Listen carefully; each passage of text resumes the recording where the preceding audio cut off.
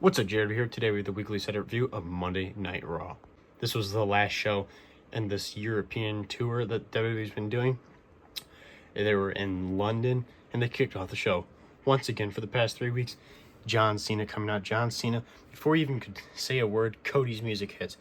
Cody comes down to the ring and says he's done. Everybody's done with hearing John Cena complain and just spread lies to these fans.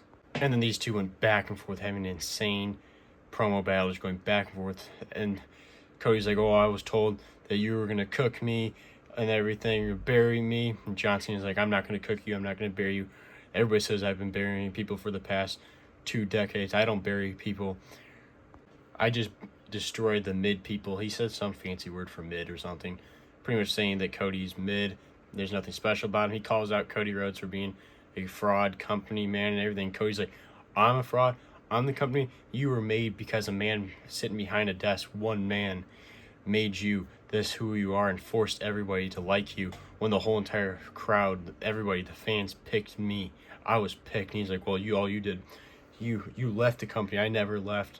I never needed to leave. You left and took money from a rich billionaire's kid," hinting towards Tony Khan. They've hinted now Vince McMahon and Tony Khan going back and forth and everything.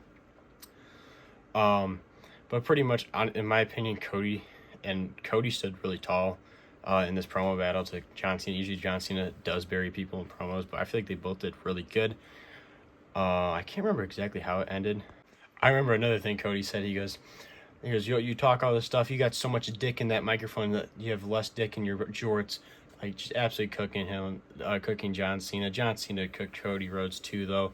But at the end of the day, Cody Rhodes said, "You're still my hero." But then we had the return of Tyler Bate with Pete Dunne.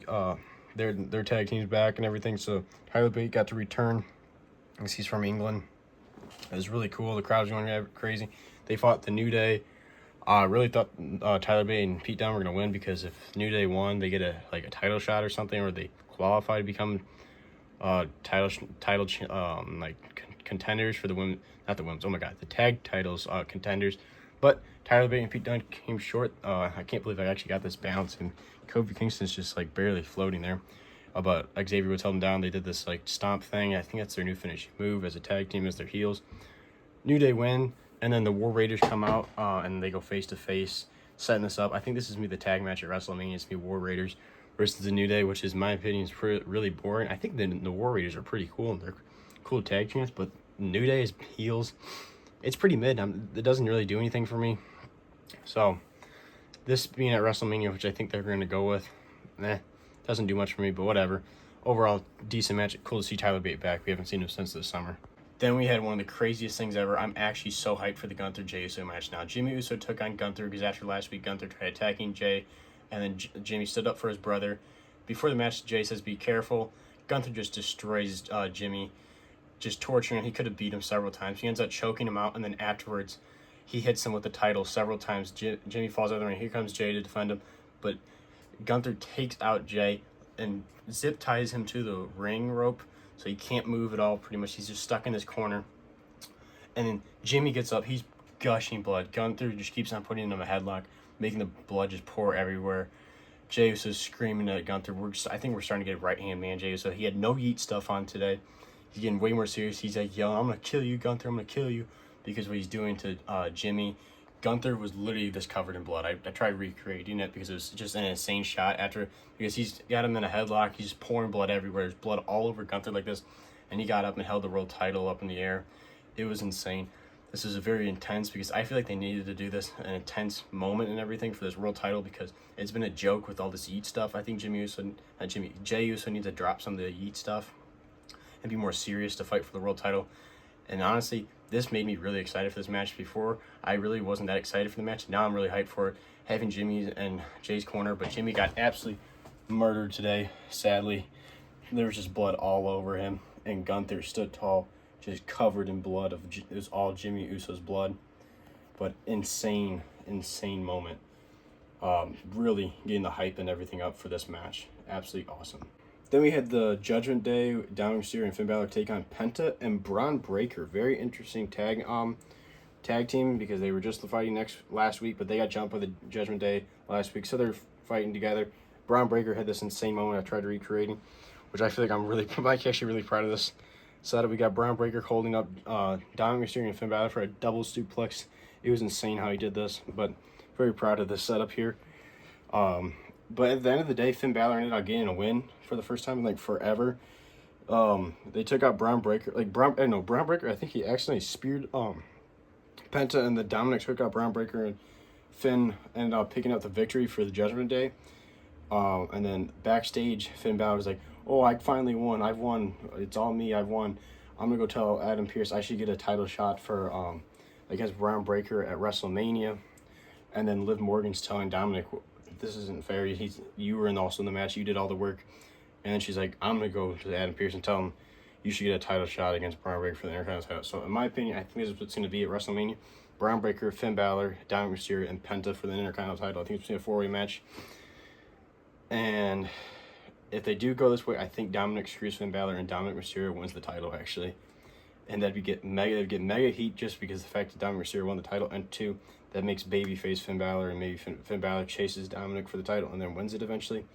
I feel like that's what they're going to go with, because either way, this is setting up Finn Balor getting kicked out of the Judgment Day. It's just going to happen. I think that's what they're going to go with.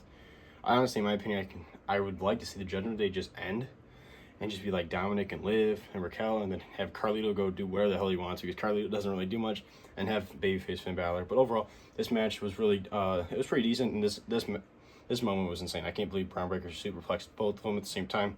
Absolutely crazy. Then AJ Styles came out to the ring because Logan Paul was supposed to call him out.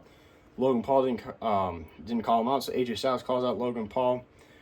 Logan Paul comes down to the ring. They start talking about all sorts of stuff, about how they've been beefing and stuff, and they should have a match. And Logan Paul's like, why don't we just go to like the biggest grandest stage of them all? And he points to the WrestleMania sign, and then attacks AJ Styles. AJ Styles, they're fighting back and forth, and then he ends up hitting his crazy spinning, like flipping, like DDT thing he does to people. He throws them in the air, flips them, and hits a DDT kind of thing. And then it ended up being announced later in the show that it'll be Logan Paul versus AJ Styles at WrestleMania 41. This match, it sucks that they're wasting AJ Styles and Logan Paul, but Logan Paul's a good athlete, so it should be actually a banger of a match, because AJ Styles is insane and Logan Paul does some crazy stuff, so actually should be a decent match. But nothing crazy for this segment. It was just pretty much a promo, and then Logan Paul taking out AJ Styles. Then it was main event time for the Women's World Title. Io Sky versus Rhea Ripley with special guest referee Bianca Belair. This match was pretty good. They were actually killing it, and then everything. Bianca Belair kept on throwing Rhea Ripley around like she was trying to get herself disqualified. Ended up getting heat and everything. Rhea Ripley ended up pushing Bianca Belair, got her annoyed and everything. Rhea Ripley and Io Sky going back and forth, but Rhea Ripley ended up hitting her on accident, and Bianca Belair falls out of the ring. Rhea Ripley hits the Riptide 1, 2, 3, but there's no ref. So then Bianca Belair is starting to get up. Rhea Ripley's pissed at her, hits her again, and then Bianca Belair gets in her face. But Rhea Ripley ends up pushing Bianca Belair again, and then Bianca Belair goes after Rhea Ripley, and Io Sky's on the top rope. She jumps, she drop kicks Bianca Belair instead of Rhea Ripley. Bianca Belair goes flying out of the ring and everything. She goes to the ring crew for the bell, and she goes, "This is a double disqualification. Throw the match out." So Io Sky technically retains by disqualification. Rhea Ripley's pissed. She takes out Bianca Belair, beating her up, lays out Io Sky, lays out Bianca Belair, and stands tall with the Women's World Title. As I've been saying for the past pretty much the month, that this is going to be a triple threat at WrestleMania for the Women's World Title. I've been saying this since this started. It's obvious. And in my opinion, I think Rhea Ripley's going to win. And it's just how it's going to go. It was pretty obvious as soon as Io Sky won the title and Rhea Ripley was screwed by Bianca Belair that they was just going to set up a triple threat at WrestleMania. Excuse me. At WrestleMania. But whatever. It's been a decent build-up and everything. It's been way better than the Charlotte and Tiffany Stratton build-up. That has been god-awful boring. I feel like that match is going to be a snooze fest. Everybody's hyping that up, and I feel like Tiffany Stratton versus Charlotte Flair, hot take, that's going to be the Jimmy J. Uso match of last year for this year, and that's just my opinion. I feel like that match is going to be horrendous, but that's not on the show. Nothing to do with that. But this is Jared W. Make sure to like, subscribe. This video was, not video. This episode of Raw was a banger.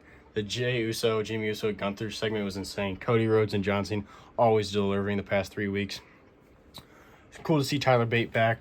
Braun Breaker hitting that crazy double suplex. Logan Paul and AJ Styles being announced for WrestleMania 41. Overall, this show was a banger. I'm going to give it a solid 4 out of 5. This Friday, I'm going to SmackDown in Chicago. I'll be doing a vlog on it. So, obviously, if you've seen the past 2 years in a row, I've gone to a show. I've went to one in Raw in 2023. I went to a Raw in 2024. Obviously, the one right before WrestleMania when The Rock showed up and everything. Now I'm going to the SmackDown right before WrestleMania. I'll be doing a vlog type of thing. I'll be like obviously before the show, and I'll record during the show. Like I record some crazy moments like entrances and stuff. If I get merchandise, I'll just go over like what I got and everything. That should be dropping on Saturday, the vlog, and I'm really excited for that. But that'll be dropping Saturday. That's the big video of this week. Obviously, this is the weekly Saturday review we always do, but big video Saturday.